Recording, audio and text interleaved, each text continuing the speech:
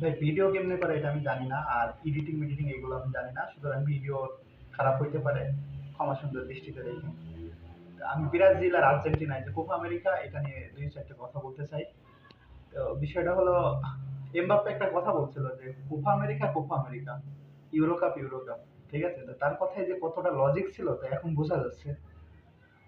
এই যে আর্জেন্টিনার কোয়ার্টার ফাইনাল পড়ছে কাদের সাথে পড়ছে, ইকুয়েডরের সাথে পড়ছে। ব্রাজিলের কোয়ার্টার ফাইনাল কাদের সাথে পড়ছে, উরুগুয়ের সাথে।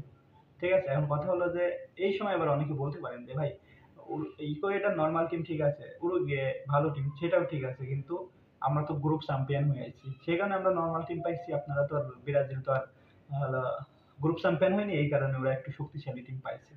ঠিক আছে, আপনার কথায় লজিক আছে, কিন্তু কথা হলো ব্রাজিল যদি গ্রুপ চ্যাম্পিয়ন হইতো তাইলে কাদের পাইতো, পানামার পাইতো। ঠিক আছে, আর আর্জেন্টিনা গ্রুপ চ্যাম্পিয়ন হোক আর না হোক, ঠিক আছে, হয়তো ওরা রানার্স আপ হইতো, কিন্তু কারে পেতো, ভেনেজুয়েলারে পেতো। যাই হোক, সমস্যা নেই। বিষয়টা এমন না, বিষয়টা হলো যে এই যে কোপা আমেরিকাটা হচ্ছে এটা কিভাবে ফিক্স করেছে দেখেন। আর্জেন্টিনা ফাইনালে ওঠা না পর্যন্ত কোনো শক্তিশালী টিমের সাথে ওদের ম্যাচ পড়বে না। মানে এরা কারা ফিক্স করে এই ম্যাচগুলো, এটা আমি আসলে বুঝি না। ব্রাজিল কোয়ার্টার ফাইনালে যাই হোক, ইয়ানাফসি ইয়ানাফসি করে নাই টিকে গেল। ঠিক আছে, বর্তমানে যে ব্রাজিলের যে টিমের অবস্থা এরকমই হইতে পারে।